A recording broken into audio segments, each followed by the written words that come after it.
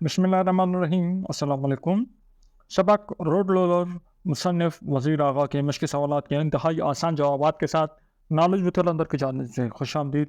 तो चले बच्चों, वीडियो का आगाज़ करते हैं। पहला सवाल, तर्जुल सवालों के जवाब लिखें। रोड रोलर की शक्ल सूरत कैसी थी? मुसन्निफ के गांव में कच्ची सड़क को पुख्ता करने के लिए जो रोड रोलर आया था वो बहुत मजबूत लोहे का बना हुआ था। उसका जिस्म बहुत मजबूत था। उसकी शक्ल सूरत और जशामत पुराने ज़माने के जानवर डायनासोर से बहुत मिलती जुलती थी। जापानी पहलवानों को गोश्त का पहाड़ कहा जाता है और ये रोड रोलर भी इतना जसीम था कि काले लोहे का पहाड़ लगता था। सवाल नंबर 2, रोड रोलर किस रफ्तार से चल रहा था? जवाब, रोड रोलर की रफ्तार बहुत आहिस्ता थी। मालूम ही नहीं होता था कि वो चल रहा है या रुका हुआ है। मुसन्निफ ने एक नज़र नहर के पानी पर डाली। पानी की सतह पर किसी परिंदे का पर बहता चला जा रहा था। देखते ही देखते परिंदे का वो पर भी रोड रोलर से आगे निकल गया। सवाल नंबर 3, मगरिब में उल्लू को किस चीज़ की अलामत समझा जाता है? मगरिब के रहने वाले अहले मशरक़ के बरअक्स उल्लू को इसकी तन्हाई पसंदी, खामोशी और संजीदगी की वजह से दाना और फिलासफर मानते हैं, जबकि मशरक़ में उसे बेवकूफ़ और नहुसत की अलामत समझा जाता है। मुसन्निफ ने रोड रोलर पर कितनी देर सफ़र किया? मुसन्निफ ने रोड रोलर पर तकरीबन 2 घंटे सफ़र किया। मुसन्निफ ने रोड रोलर की रफ्तार पर किन ख्यालात का इजहार किया है? मुसन्निफ के मुताबिक रोड रोलर की रफ्तार इतनी आहिस्ता होती है कि इस पर बैठ कर यह फैसला करना मुश्किल होता है कि वो चल रहा है या अपनी जगह पर रुका हुआ है। मुसन्निफ के ख्याल में रोड रोलर ठहराव और रफ्तार के एन दरमियान की हालत में था, यानी एक जाविये से देखे तो वो ठहरा हुआ लगता है और दूसरे जाविये से देखे तो हरकत करता महसूस होता है। वो रेलगाड़ी और मोटर कार की तरह तेज रफ्तारी से चलते हुए आस पास की चीज़ों को पीछे नहीं छोड़ता। सवाल नंबर 2, खाली जगह पर करें। कुत्तों ने भौंक कर रोड रोलर का इस्तेमाल किया, बल्कि मौजूदगी की एक खनकती हुई काश बन गई। हर ख्वाहिश के अंदर एक खला होता है। ये चीज़ अमल माकूश का मुजाहरा करते हुए पीछे भागती है। सवाल नंबर 3, जुमलों की वजाहत करें। रफ्तार ही इंतशार है।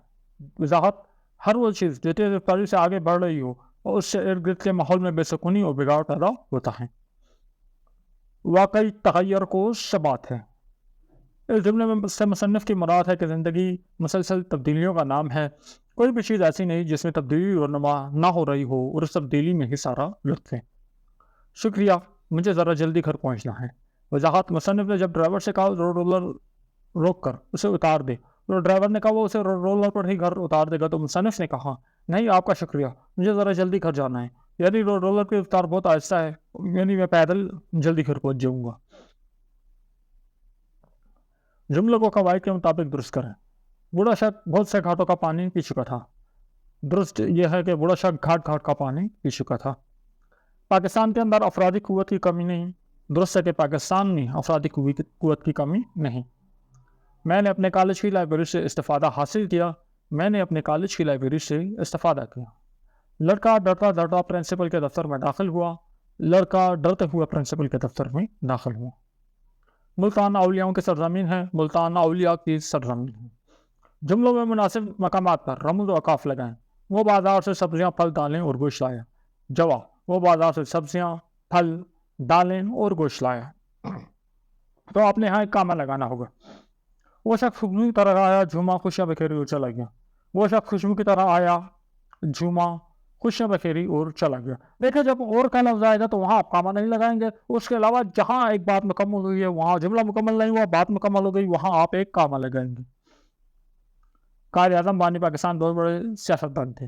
कायद आज़म बानी पाकिस्तान। अब देखिए, बानी पाकिस्तान कायद आज़म की वजाहत है तो इसको आप ब्रैकेट में लिखेंगे, क्योंकि अगर आप कामा लगा दे तो 2 अल्फाज बन जाएंगे, कायद आज़म और बानी पाकिस्तान। तो कायद आज़म बानी पाकिस्तान एक ही हैं, तो हम ब्रैकेट लगाएंगे इधर। हम मजबूर इंसान इन हालात का मुकाबला कैसे करें? हम मजबूर इंसान इन हालात का मुकाबला कैसे करें? तुम अच्छे हो या बुरे, आलिम हो या जाहिल, दीनदार हो या दुनियादार, अपने अमाल के खुद जिम्मेदार हो। तुम अच्छे हो या बुरे, आलिम हो या जाहिल, दीनदार हो या दुनियादार, अपने अमाल के खुद जिम्मेदार हो। और इसके साथ ही हमारा आज का लेक्चर अपने ख़त्म पे पहुंचा। اگلے لیکچر میں انشاءاللہ اگلے سبق کی مشق کے ساتھ دوبارہ آپ کی خدمت میں حاضر ہوں گے. ویڈیو پسند آئی ہے اس کو لائک کریں, دوستوں کے ساتھ شیئر کریں اور ہمارے چینل کو سبسکرائب کریں. نیکسٹ ویڈیو میں ملاقات ہوگی. اپنا خیال رکھیے گا. اللہ حافظ.